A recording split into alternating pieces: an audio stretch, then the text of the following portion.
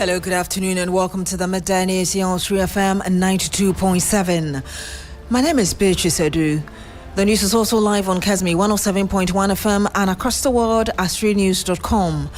Coming up in the next 30 minutes.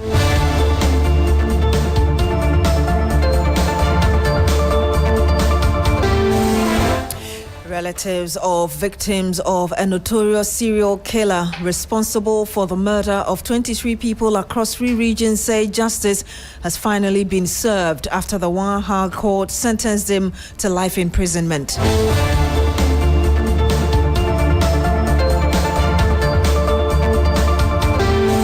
Also on the program, Minister for Education Haruna Idrisu says Cabinet will soon grant approval for the recruitment of additional teachers to fill vacancies in classrooms across the country.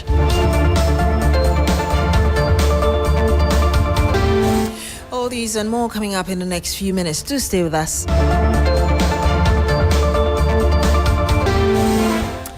My name is Beatrice Adu. Thank you once again for joining us. Now, the Wa High Court has sentenced notorious serial killer Sharif Abdullahi, popularly known as Christos, to life imprisonment in hard labor for the murder of 23 people across parts of the country. The conviction was handed down on Wednesday, March 4, 2026, by His Lordship Justice Osei Usuentri after the accused pleaded guilty to the charges. The convict admitted to killing 16 people in Wa, 5 in Bole, and 1 each in Banda, Nkwanta, and Bamboy. Sharif Abdullahi was arrested on the 6th of October 2025 following sustained intelligence-led operations by the police. After months of investigations, he was committed by the District Magistrate Court and subsequently arraigned before the High Court on the 4th of March 2026. In court, the accused, who was represented by counsel, pleaded guilty to the charge. Based on his own plea, Justice Osei Usuentri sentenced him to life imprisonment in hard labor. The victim, or the convict, is to serve his sentence at the Nsawam Medium Security Prison. The principal state attorney in the Upper West Region, lawyer Said things that are very, very paramount, and we should never bully any person to a level where they want to hurt the rest of us. We should never do that. But like they say, the law is the law. He himself at the committal stage pleaded guilty. And at this stage too, he has pleaded guilty. And when the court asked him to narrate how he did it, he narrated perfectly what he did and why he did what he did. Unfortunately, that is what it is. There are a number of cases, but we thought that we should just use one of the cases because it's just life imprisonment. And he had the principal state attorney in the Upper West Region, lawyer Said Abdul Shaku, speaking earlier about the sentencing of the armed robber Sharif Abdullahi, who is alleged to have killed 23 people. Let's speak to Ibrahim Wangara, who is our correspondent there. Wangara, what's been the reaction of the relatives to the murdered individual? Wangara, can you hear us? Hello, Wangara. Hello. Wangara, if you can hear me, yes. I was asking you the reaction of the relatives of the victims. Yes. Residents are expressing joy over this sentence because they think that sentencing this person to life imprisonment is going to bring some kind of relief to the Wat Township, and then in terms of security, because some are pointing to the fact that ever since he was convicted or prosecution was ongoing, the place was, atmosphere was calm. There were not recorded any incident of killings among security personnel any longer. So taking him out of the jurisdiction will bring a lasting solution and some kind of relief to the night security as well as residents in general. So some of the residents have been expressing their view with us. If we can take a listen to what they have been telling. Christopher Amoakon, who is gauging the mood in that area, as in Bole in the Savannah region where most of the killings occurred. But some of the residents actually spoke to him ahead of our conversation today. In Bole station, Nana, at first, Fubankiri Kano, Ampana Damo Basna, me Umpava, Daya Pimba, Kachapone, Kadaorfane, Bokimo, Ndaibu.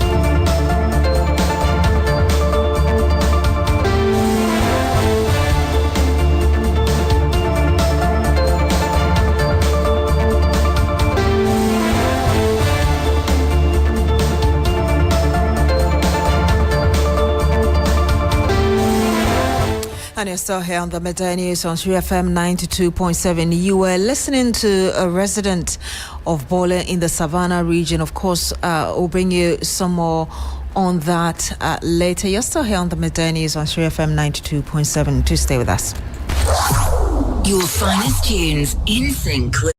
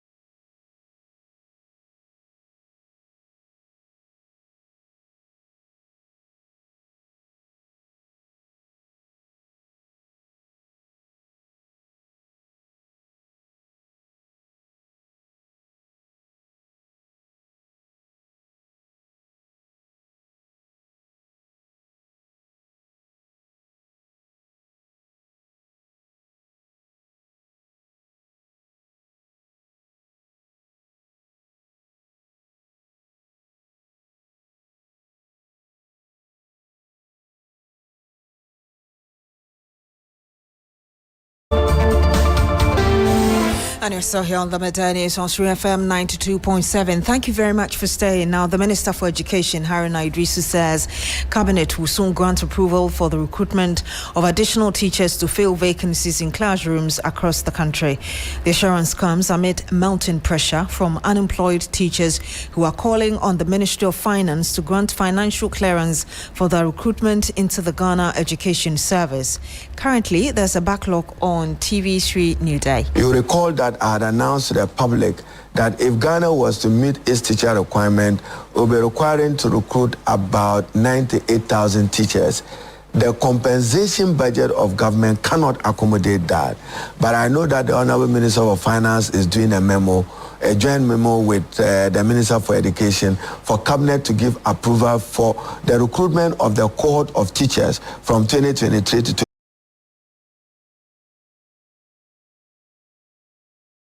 Marking is appealing to the majority caucus to desist from displaying placards bearing the image of former Finance Minister Ken Ofori-Atta on the floor of Parliament. His concerns follow strong reservations expressed by the Council of Elders of the New Patriotic Party and the family of Ofori-Atta over the conduct of some majority members of Parliament who were seen holding up placards with his pictures during the State of the Nation address. Here is the minority leader raising the matter on the floor of the House. To the extent that the colleague is a junior brother of Mr. Ken Ofori-Atta, a former finance minister of this republic.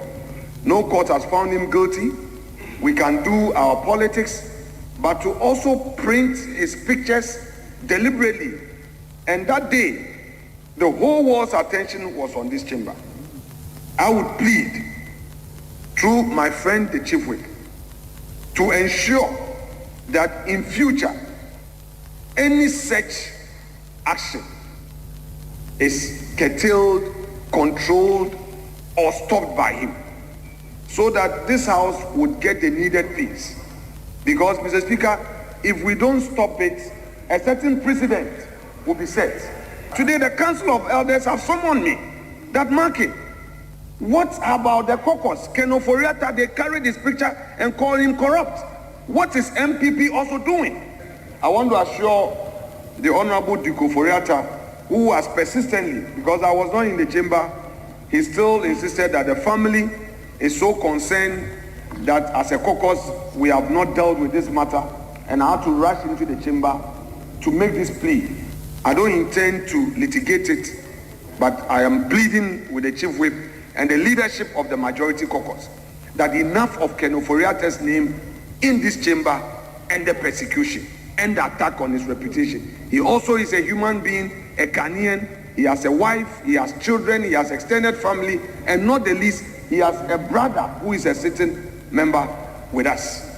And you had the Minority Leader of Parliament, Alexander Apenyomarkin. The Majority Chief Whip, Roxin Nelson Dafemokpo, in response, urged the family of the former Finance Minister Ken Ofori-Attah to encourage him to return to Ghana and submit himself to due process. I am pained. I am pained that this matter is having pain because I can gauge the mood. But it's about his elder brother's conduct. Everybody is saying, come and account for us too. I believe that if he were here and going through the processes, nobody will mention his name. So on this note, I want to assure him that we will not antagonize him. Please, we will not antagonize him, especially when his sensibilities are concerned. But we want to urge him to urge his big brother to come home. And you heard the Majority Chief Whip, Nelson Roxin Dafemokpo, speaking also on the floor of Parliament in response to what the Minority Leader, Alexander Apenyomarkin, has said. Let's speak to Parliamentary Affairs Correspondent Christian Yale. He joins us live on the phone. Chris, how would you say the debate on the 2026 State of the Nation address is going? It's been fine so far, Beatrice. Even from yesterday, where members of the House from both sides have continued to appreciate how they see the country over the last 1 year. Currently, as I speak, the debate has just resumed with Peter Nochukotwe on the floor of Parliament. He's the first person to debate today, after which, or after him, there would be someone from the minority side. I know the ranking member on economy and development, Kojo Ponkruma, would likely be the first from the minority side to debate. And so it's been a very good engagement. This time around, I can say over the period, there's not been too much of interjections, unlike we've experienced in the past. Everyone is allowed to debate smoothly and air their concerns or views based on where they are coming from or based on their ideology.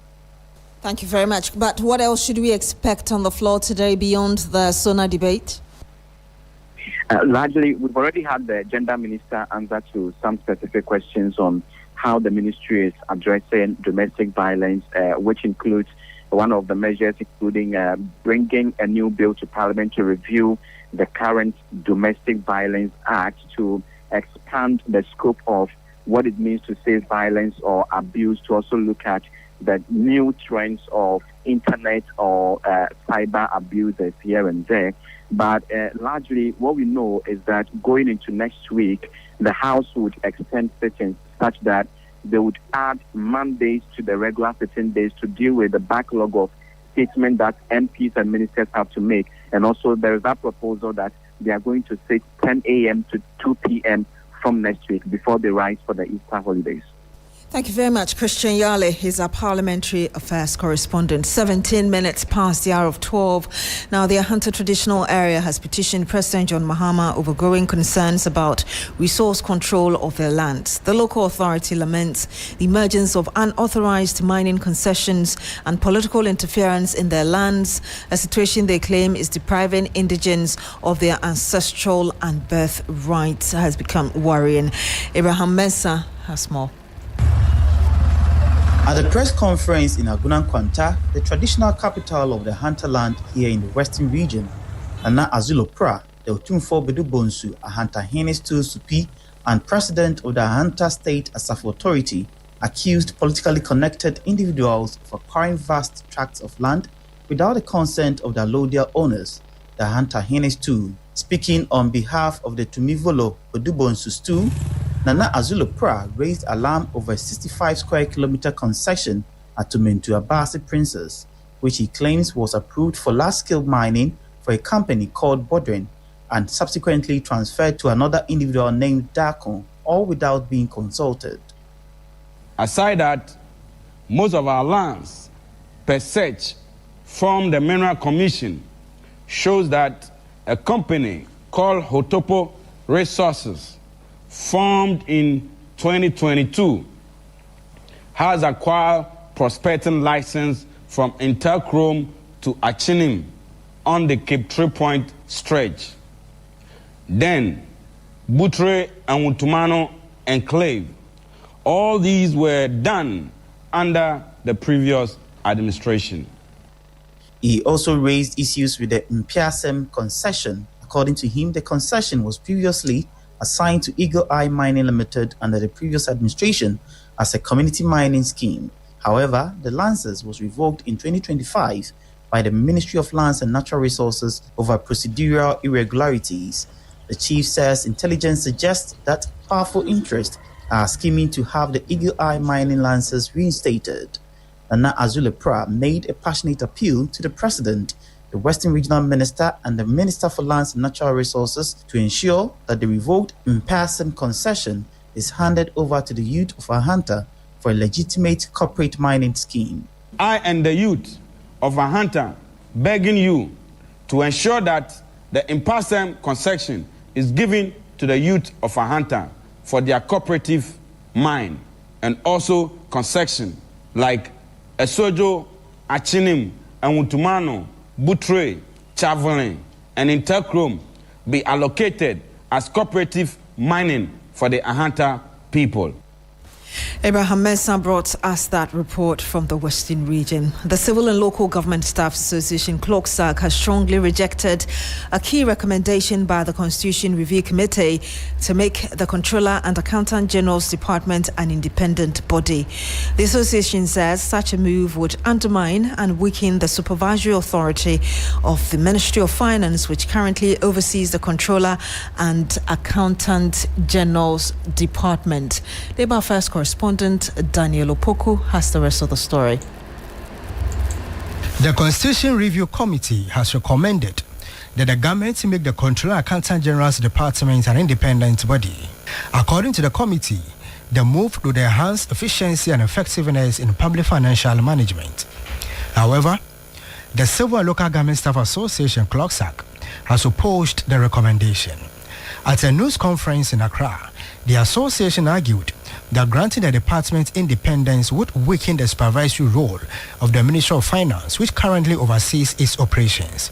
Executive Secretary Isaac Bampo Adu instead endorsed a proposal for Parliament to exercise stronger oversight responsibility over the Controller and Accountant General to ensure improved performance and accountability. He also proposed the establishment of Fiscal Responsibility Council to further strengthen financial discipline and oversight.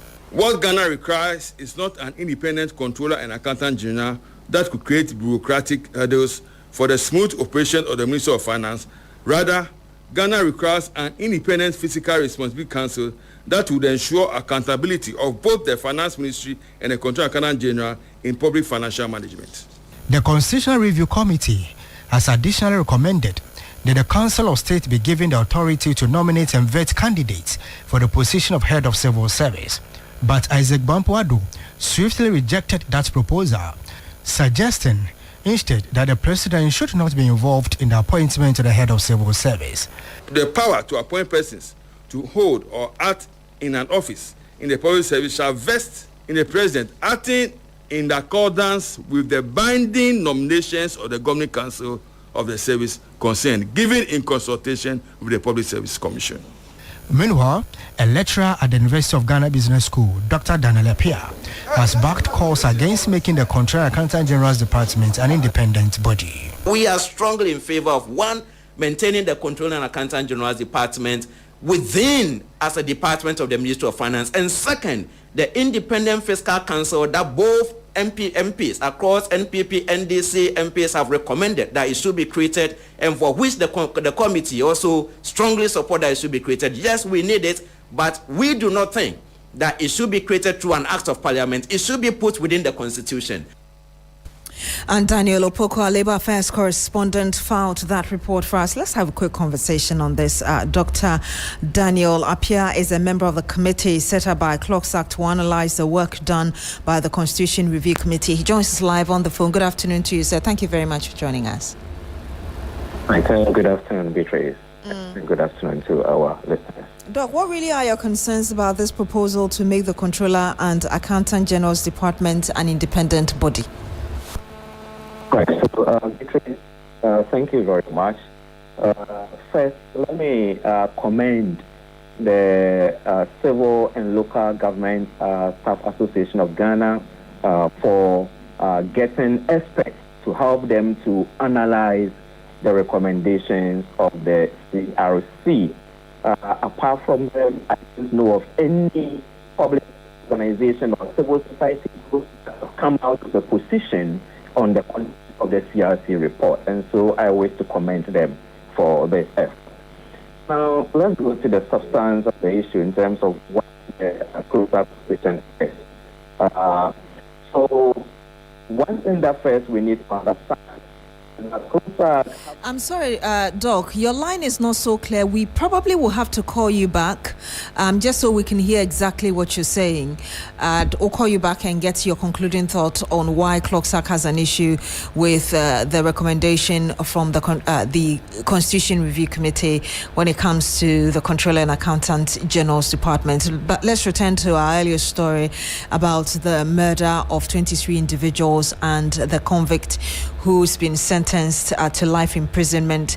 And our Savannah regional correspondent Christopher Amwaku joins us live on the line. Chris, we do understand that Sharif killed about 5 individuals in Bole, which is within the Savannah area where you're reporting from. Tell us more about the general reaction to his sentencing.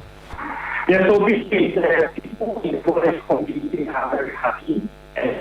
So when the man behind the killing of it looks like our phone lines are Chris, if you can reposition yourself so we can hear you.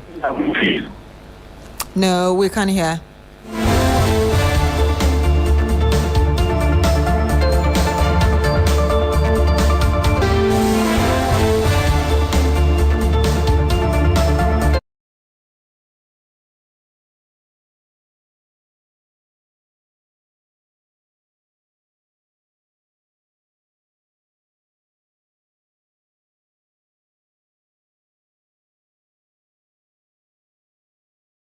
So here on the Midday News on 3FM 92.7, let's go back to Dr. Daniel Appiah, who was speaking to us about Clocksack. He's on the line with us, Doc. Hopefully the line is better this time. Hello? Hello, Dr. Appiah? We'll have to correct our phone lines. We do apologize for the poor quality of our phone lines this afternoon.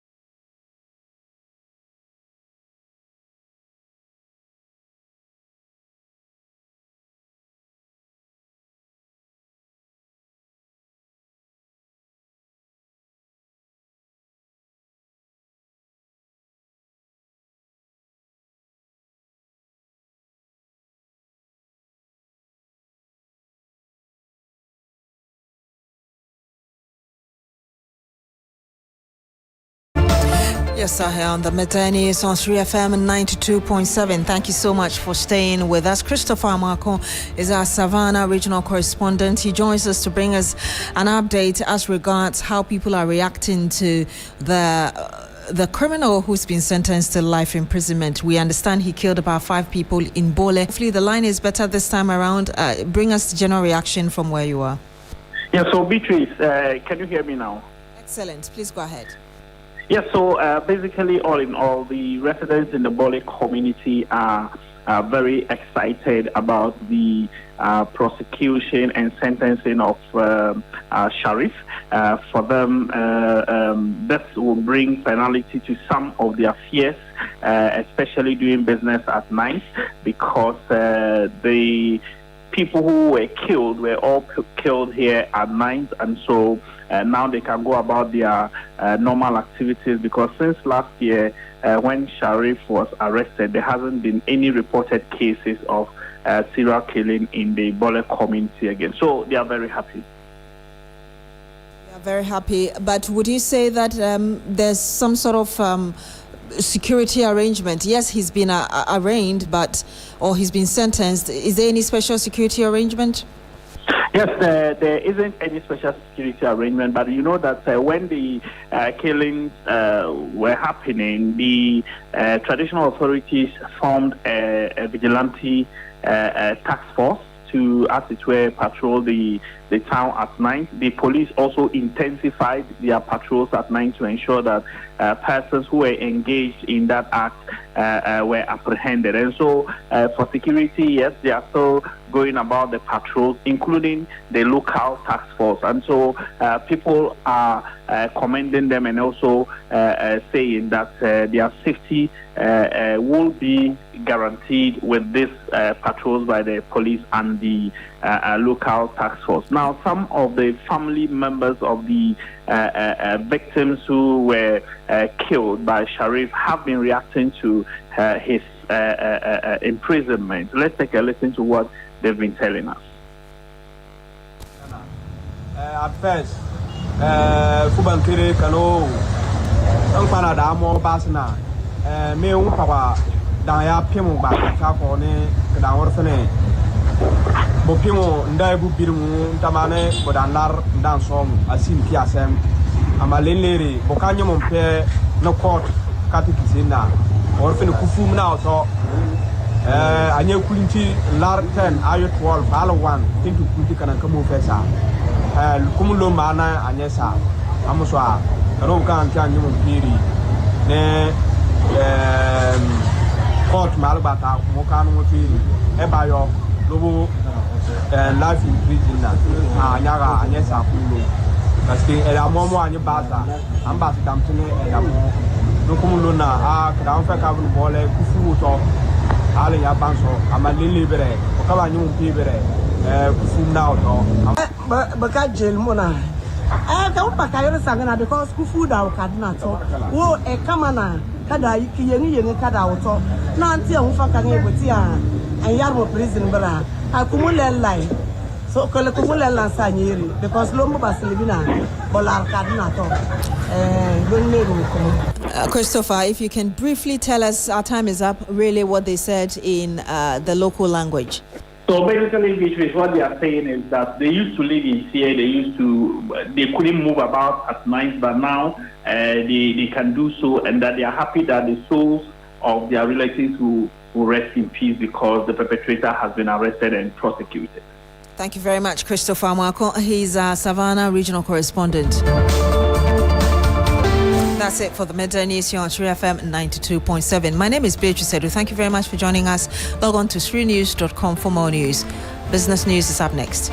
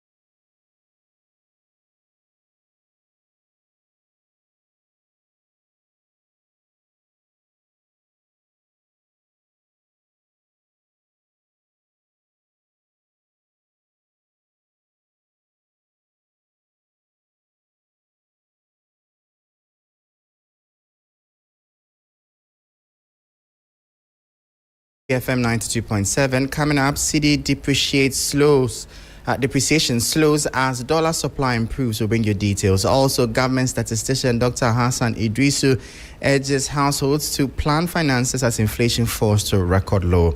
Much later, Bank of Ghana Governor Dr. Johnson Isiama credits cedi gains and monetary measures for record low inflation. I am Michael Obodu. Details of these and many other stories coming up shortly. Do stay.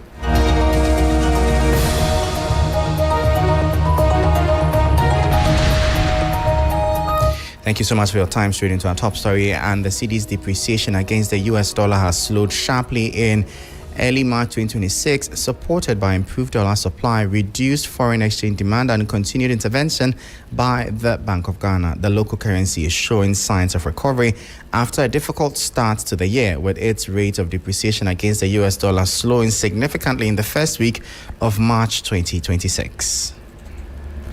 Ghana's cedi is showing signs of stability after a difficult start of the year. Earlier in 2026, the local currency had weakened by more than 4% against the US dollar based on price quotes from some major commercial banks. However, since the beginning of the year, depreciation has slowed to about 1.65%. Market analysts say the turnaround began in the second week of February, when the cedi actually appreciated by about 2.21%, according to data from commercial banks. The improvement has been linked to increased dollar supply and reduced demand for foreign exchange from businesses. Some analysts also attribute the trend to the Chinese New Year holidays, which temporarily slowed demand for hard currency. During the period, the dollar moved from 10 cedis 95 pesos to 10 cedis 98 pesos to around 10 cedis 70 pesos to 10 cedis 75 pesos by the end of February. The Bank of Ghana also supported the markets through its dollar intermediation program, selling about $902 million through bi-weekly auctions out of a planned $1 billion target for February 2026. Trading activity remained strong, with daily average turnover about $20 million. Looking ahead, the central bank says it will maintain the same intervention strategy for March. However, some analysts warned the cedi could face mild pressure as foreign exchange demand resumes after the holiday period. And that was a 3 Business News Desk report. Now, government statistician Dr. Hassan Idrisu is urging households to take advantage of Ghana's fall in inflation by planning their finances more carefully as the country records its lowest inflation rate since the 2021 rebasing of the Consumer Price Index. The government statistician is encouraging households to strengthen their financial planning following the continued decline in inflation. Government statistician Dr. Alassane Idrisu says households could now plan their finances with greater confidence as inflation continues to ease across the economy. He is advising families to closely track spending on essentials such as food, rent, and school fees, avoid non-essential expenses, and set aside small savings whenever possible. According to data from the Ghana Statistical Service, Ghana's inflation rate dropped further to 3.3% in February 2026, down from 3.8% in January, and significantly lower than the 23.1% recorded in February last year. This marks the lowest inflation rate since the 2021 rebasing, and the 14th consecutive month of decline since January 2025.